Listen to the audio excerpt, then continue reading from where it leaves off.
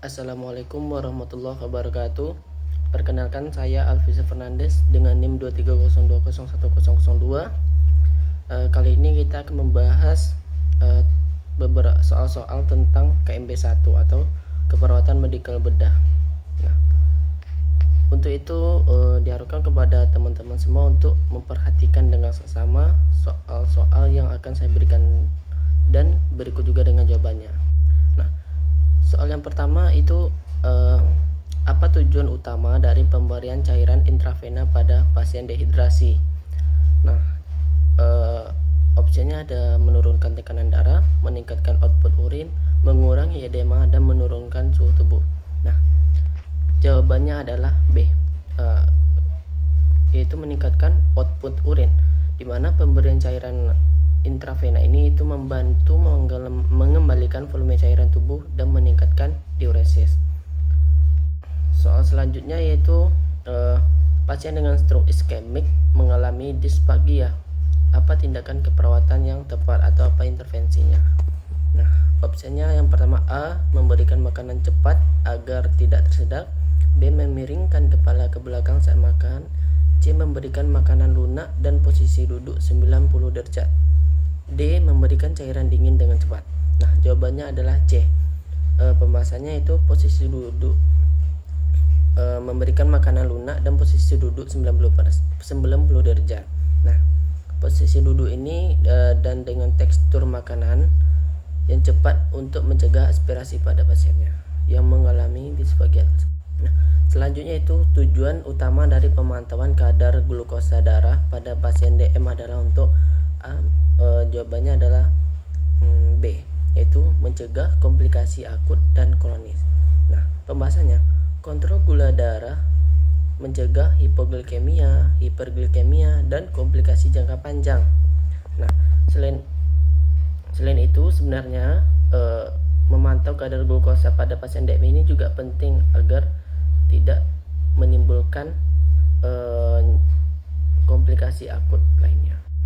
Soal selanjutnya, soal nomor 4 yaitu tanda khas atau tanda yang udah biasa pada pasien GGK atau gagal ginjal kronis adalah hipoglikemia, B, oliguria, C, poliuria, D, diuresis. Jawabannya adalah B. Nah, kenapa B? Karena produksi urin itu menurun akibat penurunan fungsi ginjal. Jadi salah satu tanda khas dari GGK yaitu adalah oliguria atau produksi urinnya menurun. Soal nomor 5 itu posisi terbaik untuk pasien sesak napas akibat edema paru adalah, nah, seperti biasa dalam kelas sering kita bahas bahwa untuk pasien sesak napas itu yang paling terbaik itu posisinya adalah semi volar dan volar karena itu akan membantu ekspansi paru dan menurunkan beban jantung. Soal selanjutnya itu pasien dengan hipertensi diberikan edukasi tentang diet, makanan mana yang harus dihindari. Nah, jawabannya adalah C, yaitu makanan tinggi natrium atau garam. Kenapa gitu? Karena natrium dapat meningkatkan tekanan darah sehingga perlu dibatasi pada pasien hipertensi atau harus memberikan edukasi diet tentang makanan yang memiliki natrium tinggi gitu. Soal nomor 7 itu pemberian antibiotik harus disesuaikan dengan, nah, jawabannya adalah C.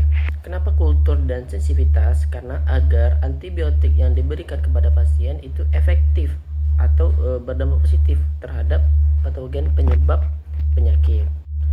Soal selanjutnya yaitu pasien dengan TBC paru diberi edukasi penting tentang A, meningkatkan aktivitas, B, isolasi dan kepatuhan minum obat, C, menghentikan pengobatan jika merasa sehat, D, menghindari minum air putih. Jawabannya adalah B. Kok bisa B? Karena pengobatan TBC harus tuntas untuk mencegah resistensi dan penularan. Nah, jadi bukan berarti jika merasa sehat itu menghentikan pengobatan, tapi harus patuh minum obat itu harus tuntas sampai jangka waktu yang ditentukan oleh dokter. Soal nomor 9 yaitu pasien dengan luka operasi mengalami demam pada hari ketiga pasca operasi. Apa kemungkinan penyebabnya? Nah, kemungkinan penyebabnya itu adalah jawabannya adalah B, yaitu infeksi luka.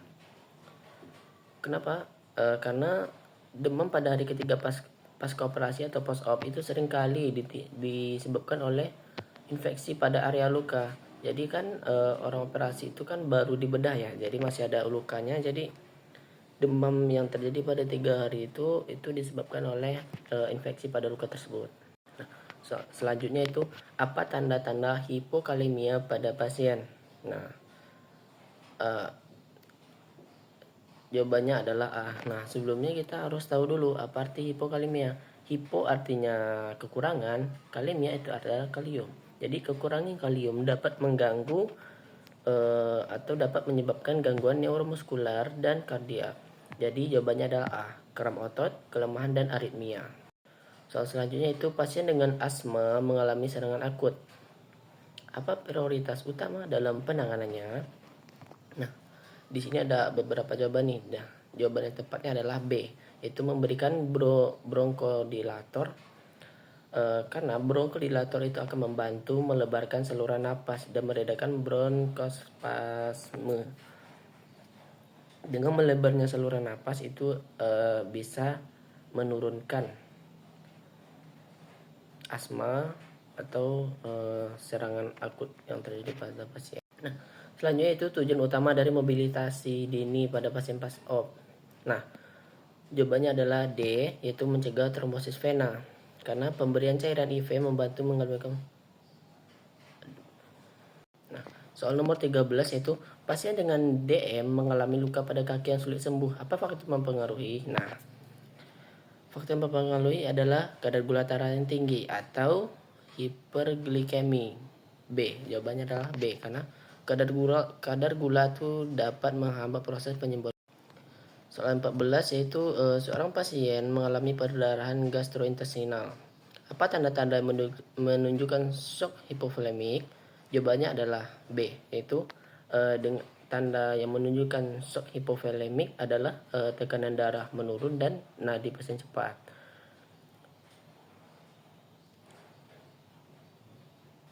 Nadi cepat itu diakibatkan oleh volume darah yang berkurang. Nah, selanjutnya itu pasien post op mengalami nyeri pada insisi. Apa intervensi non farmakologis yang dapat dilakukan? Nah, intervensi non farmakologisnya itu adalah teknik relaksasi dan distraksi, atau jawabannya C, karena teknik ini dapat membantu pengalihan perhatian pasien dari nyeri. Soal nomor 16 itu apa tujuan utama dari pemberian terapi oksigen pada pasien COPD? Nah, jawabannya adalah C, yaitu meningkatkan saturasi pada pasien. Bertujuan untuk meningkatkan kadar oksigen dalam darah, bukan malah menurunkan kebutuhan oksigen pada pasiennya. Soal nomor 17 itu tindakan paling prioritas pada pasien asma akut adalah, nah jawabannya adalah A, karena oksigen. Pasien asma itu mengalami bronkoidisme dan hipoksia sehingga memberikan oksigen sebagai prioritas utama. Soal selanjutnya itu apa komplikasi utama dari hipertensi yang tidak terkontrol dalam jangka panjang? Nah, jawabannya adalah D. Komplikasinya itu adalah stroke dan gagal ginjal. Hipertensi kronis merusak pembuluh darah otak dan ginjal, menyebabkan stroke dan gangguan ginjal. Tindakan keperawatan penting pada pasien dengan sirosis hati dan asites adalah, nah sirosis hati adalah gangguan pada hati, dan asites adalah penumpukan cairan pada tubuh, pada perut. Nah, jawabannya adalah C, itu mengatasi asupan garam dan memantau berat badan. Soal yang terakhir itu adalah pasien dengan penyakit tukar lambung mengeluh nyeri perut bagian atas setelah makan. Diagnosa keperawatan adalah B, yaitu nyeri akut. Tukar lambung sering menyebabkan nyeri setelah makan. Nyeri akut menjadi diagnosis keperawatan utama yang harus ditangani terlebih dahulu. Baik, itu tadi pembahasan beberapa soal tentang KMB 1 dari saya. Jika ada kurang kata atau penjelasan yang kurang, boleh dipertanyakan DM IG saya. Assalamualaikum warahmatullahi wabarakatuh.